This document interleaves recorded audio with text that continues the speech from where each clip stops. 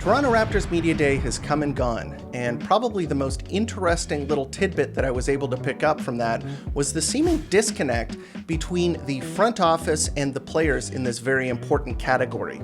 So a couple of days ago, Bobby Webster did his press conference in front of the media, and he was asked on whether he expected the Toronto Raptors to make the playoffs or not, and he was pretty cagey in his response, talking about how the Toronto Raptors only won 30 games last season and that there was still a lot of room to evaluate, giving a pretty lukewarm explanation as to whether he thought the Raptors were ready to compete now or not. Contrast that with the notorious truth teller Jakob, who pretty much shocked the media when he went out last season and said that the goal was not to make the playoffs, that it was a rebuilding year, and that they were going to be looking to build upon what they had rather than trying to make the playoffs. When usually when players are asked about whether they want to make the playoffs or not, they say, oh yeah, absolutely, the goal is that. So this is a guy you can probably trust to tell the truth.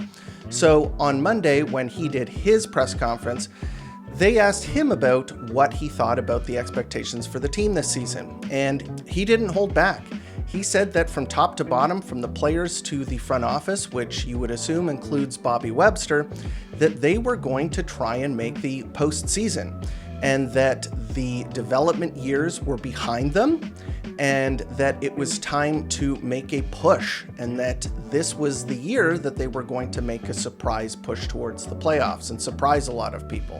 which I thought was a very interesting contrast with what Bobby Webster was saying publicly to the media just a couple of days before. So, do you think the Raptors are primed to make a postseason push this season? Let me know in the comments.